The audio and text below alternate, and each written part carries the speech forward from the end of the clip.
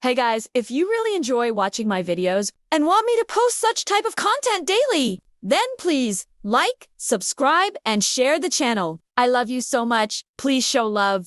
The night in Chicago carried a weight of its own, thick with smoke, neon, and secrets no one dared speak aloud.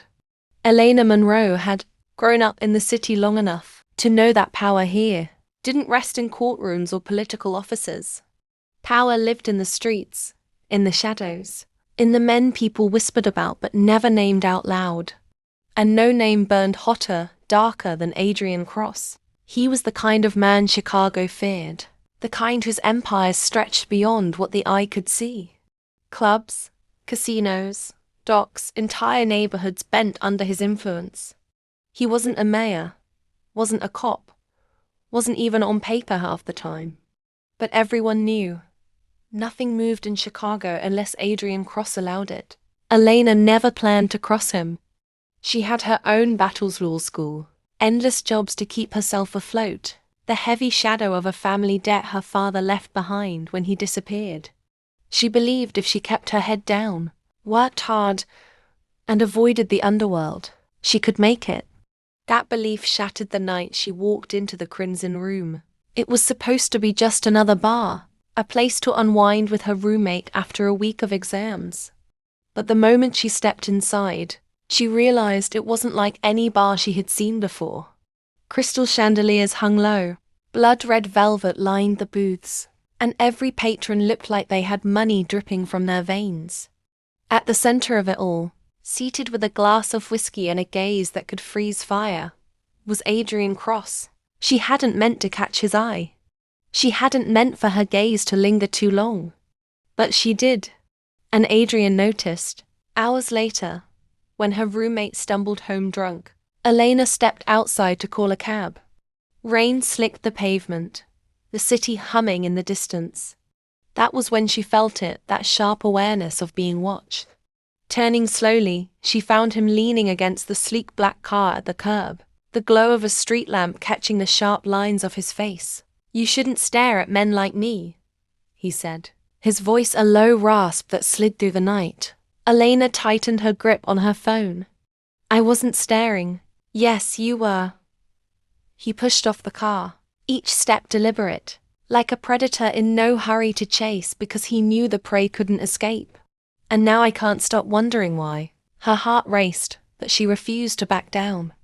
"I don't owe you an explanation." That smirk, slow, dangerous, devastating, spread across his lips. "You're brave." Stupid, but brave. His hand brushed her wrist as he passed her, just a whisper of contact, enough to make her shiver. He leaned close, his words warm against her ear.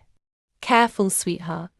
Curiosity has a cost in this city." He left her standing there, shaken and restless, his voice echoing long after he disappeared.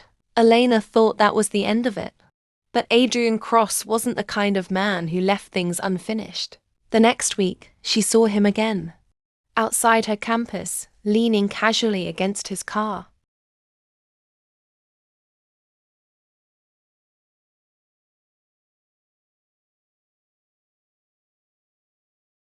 As if he had every right to be there. Her classmates whispered, staring at the suited man who looked like trouble personified. He didn't move until she walked past, and then he fell into step beside her. "You've been on my mind," he said simply. She shot him a glare. "That sounds like your problem, not mine," he chuckled, a low sound that made heat curl through her despite herself. "No, Elena, it's definitely yours." From that day forward, Adrian became a shadow in her life. He appeared at the coffee shop where she studied, at the library, even once outside her apartment building. He didn't threaten her, didn't touch her without permission, but his presence was suffocating, impossible to ignore. He spoke to her in riddles, in half-truths, pulling her deeper into his orbit with every encounter. And the worst part, she was drawn to him. Against every warning in her head, every instinct screaming to run, she found herself craving his voice, his gaze, The way he looked at her like she was something rare in a city full of ordinary. The breaking point came 2 weeks later. Elena had just finished a late shift at the bookstore, where she worked when she saw two men waiting near the alley, their eyes sharp, predatory. Panic clawed at her throat. Before she could move, a black car pulled up, the window rolling down to reveal Adrian. "Get in," he ordered. She hesitated. "Elena." His voice was sharper now, carrying that edge of steel everyone in Chicago feared. Now, against every instinct, she slid inside. The door shut, locking her into his world. For the first time, she realized she wasn't just playing with fire. She had already been burned. The ride was silent, tense, thick with unspoken truths. When they reached his penthouse, the city glittering beneath them, Adrian finally spoke. "You don't understand yet," he said, pouring himself a drink and setting it down untouched. "But you will. You're in my world now. And once I claim something, I don't give it back." Eleanor's pulse hammered as he stepped closer, his hand brushing a strand of hair from her face. His touch was gentle, but his eyes promised anything but. "You should hate me," he murmured. "So why do you look at me like that?" She swallowed hard, her voice barely a whisper. "Maybe I do." Adrian smiled, slow and dark, before his lips finally crashed against hers. The kiss was fire and ruin, filled with hunger that left her gasping. She hated him. She wanted him. She feared him. And yet, as his hands pulled her closer, as the city lights painted their bodies in gold and shadow, she realized the truth. She was already his. The rain came heavy that night, coating the streets of Chicago in a slick sheen that reflected neon signs and the blur of passing cars. Elena Monroe had never been afraid of storms, but this night was different. She felt the city pressing in around her, watching her every move, daring her to make a mistake. Maybe it was because of him. Adrian Cross. Ever since she had walked into that velvet-draped club, caught his gaze across the room, and refused to look away, she had felt his presence shadowing her. At first, she told herself it was a coincidence, that the man everyone whispered about would never waste time on her.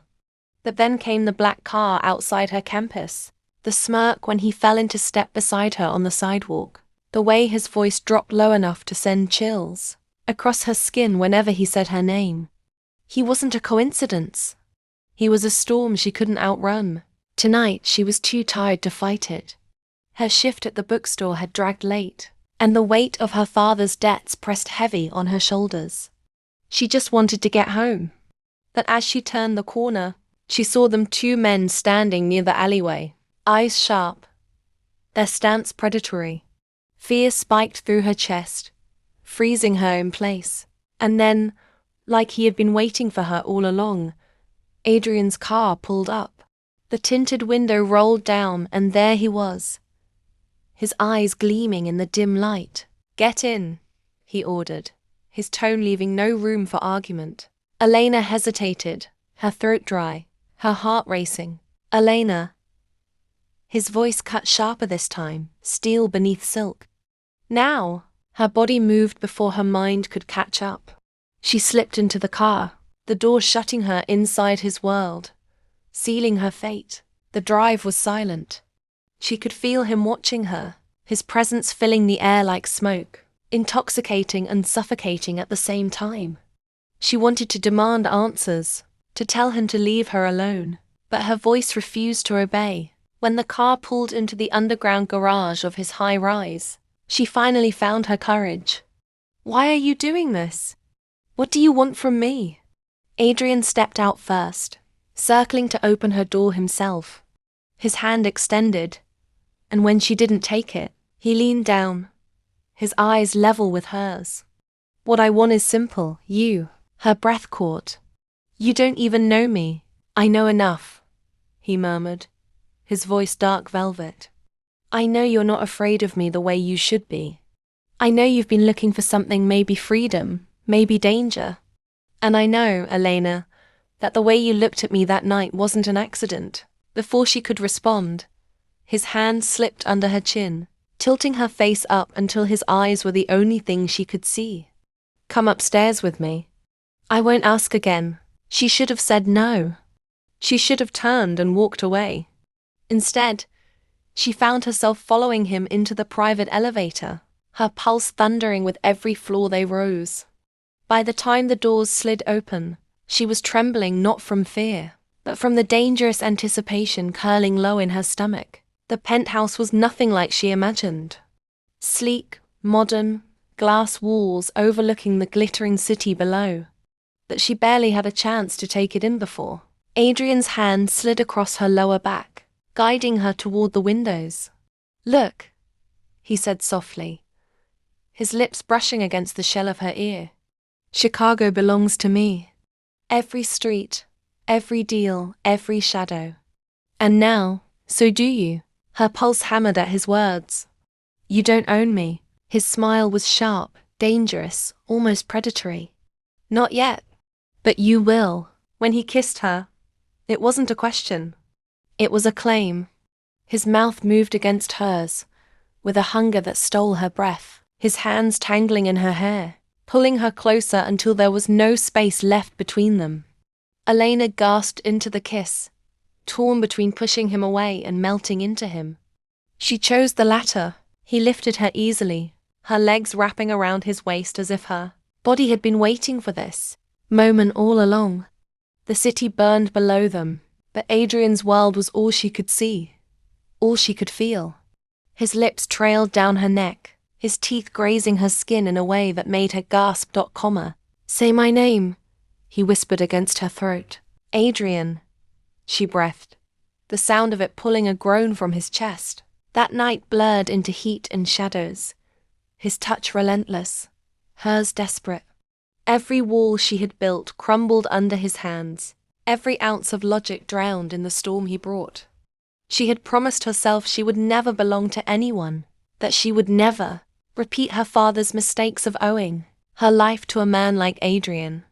But when his body pressed against hers, when his lips claimed every part of her, she realized she was already lost. Hours later, when she lay tangled in his sheets, the city lights washing over their skin, Adrian brushed a strand of hair from her face. His expression was softer now, but his eyes still burned with possession. You're mine, Elena, he said quietly. And I don't share what's mine. Her chest tightened at the certainty in his voice, equal parts terrifying and intoxicating. She should have argued. She should have told him this was a mistake. Instead, she whispered back, What happens if I run? His smirk returned, slow and dangerous. Then I'll find you. Because there's nowhere in this city you can hide from me. And the terrifying truth was, she didn't want to hide. What Elena didn't know was that stepping into Adrian's world meant more than surrendering her body or her heart. It meant stepping into a war of loyalty and betrayal. A game where blood was currency and love was the most dangerous gamble of all. Adrian had enemies waiting in the shadows, and by choosing him, Elena had just painted a target on her own back. But as his hand closed over hers that night, as his lips pressed one last lingering kiss to her skin, she knew one thing with bone-deep certainty. She would rather burn with Adrian Cross than live untouched by him. And in Chicago, every fire left scars. The morning light spilled across the glass walls of Adrian's penthouse, painting the room in gold. Elena stirred beneath the sheets, her body aching from the night before. For a moment, her lips still swollen from his kisses. For a moment, she let herself enjoy the warmth of it, the rare sense of safety in his arms. But then she remembered who he was. Adrian Cross, a man built from danger, blood and shadows. A man no one walked away from unscarred. She tried to slip out of bed quietly, but his arm tightened around her waist, pulling her back against him. His voice was low, rough with sleep but still commanding. Going somewhere? Her breath caught. I have class, she murmured. You don't need to worry about that anymore, he said, pressing his lips to her shoulder. Elena twisted to face him, her eyes sharp. I worked for years to get here. You don't get to decide that for me. He studied her, amused and dark. You think you still have a choice, sweetheart? After last night, you belong to me. She should have argued, but the way he looked at her hungry, possessive, unyielding made her heart pound in ways she didn't understand. When his mouth claimed hers again, she melted despite herself, surrendering to the fire only he could ignite. The sheets tangled around them as he pulled her closer, his hands tracing every curve like he was memorizing her all over again. She gasped when his lips trailed down her body, her nails digging into his skin as pleasure and fear collided in her veins. He took his time, relentless and raw, until Elena was left trembling, moaning his name into the quiet morning. Afterward, when her breathing finally slowed, he whispered against her lips, "You taste like sin, and I've always been a sinner." Her chest tightened, torn between desire and dread.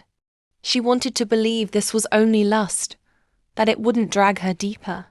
But deep down, she knew she was already caught. The knock on the penthouse door shattered the moment. Adrian's entire demeanor changed in an instant, softness gone, danger slipping back into place. He pulled on his shirt, his eyes cold and sharp as he strode across the room. Elena sat up, clutching the sheets to her chest as the door opened. A man in a black suit stepped inside, his expression tense. "We have a problem," the man said. His eyes flicked briefly to Elena, then back to Adrian. "It's Marcus." "He knows." Adrian's jaw tightened. "Knows what?" "That you've been keeping her." Elena froze. Her heart pounded as Adrian's gaze shifted back to her, his face unreadable. "Who's Marcus?" she whispered. Adrian stepped closer, his hand cupping her face with deceptive gentleness. "My biggest enemy in this city. And now he knows you exist." Her blood ran cold. "What does that mean?" His eyes darkened, his voice dropping to a dangerous whisper. "It means, Elena, you're no longer just mine. You're his target." Elena barely had time to process the weight of Adrian's words before he dismissed the man in the suit with a flick of his hand. The door shut, leaving only silence thick enough to choke her. She clutched the sheet tighter, her voice trembling. "You knew this would happen. You knew being with you would make me a target." Adrian stood in front of her, unbuttoning his shirt with slow precision, as though the threat outside meant nothing. His eyes locked on hers, dark and unwavering. "I warned you," he said, his voice low and dangerous. "Curiosity has a price, and now you're mine to protect, whether you like it or not." She wanted to argue, to scream, but when he leaned down and kissed her, all her resistance dissolved. His mouth was demanding, claiming his hands, pulling her against him until the sheet slipped away and she was bare under his touch. "Adrian," she gasped, her body arching into him despite the chaos in her mind. "Say my name like that again," he growled against her throat, his teeth grazing her skin. "Say it like you need me." Her nails scraped against his back, her moans filling the room as he pushed her back onto the bed. There was nothing gentle this time, only raw hunger, his need to remind her who she belonged to before the world outside tried to take her. Every kiss was fierce, every touch deliberate, leaving her trembling, begging, lost in him. When it was over, Elena lay tangled in the sheets, her body still humming with desire, her heart aching with fear. Adrian brushed his lips against her ear, whispering words that chilled and thrilled her all at once. "Marcus won't touch you. Not while I'm breathing." But even as he said it, she saw something in his eyes, something he was hiding. Later that night, when Adrian stepped out to take a call, Elena wandered through the penthouse, trying to quiet her restless thoughts. She stopped when she found a locked drawer half open in his office. Curiosity got the better of her. She slid it open just enough to glimpse photographs. Her breath caught. Pictures of her walking to class, leaving the coffee shop, even sleeping in her apartment. All taken long before they had ever spoken. The phone call ended. She heard his footsteps approaching. Heart pounding, she shut the door quickly and forced herself back toward the bedroom. When Adrian entered, his sharp eyes caught the shift in her expression instantly. He closed the distance between them, tilting her chin up with dangerous gentleness. "What did you see?" She swallowed hard, her voice breaking. "You were watching me. Before we even met, for the first time." His mask cracked, and a smirk curved his lips. "Of course I was. You think I let anything I want just wander into my life? No, Elena, I chose you long before you even knew my name." Her blood ran cold, but her body betrayed her with the same shiver of desire his every word brought.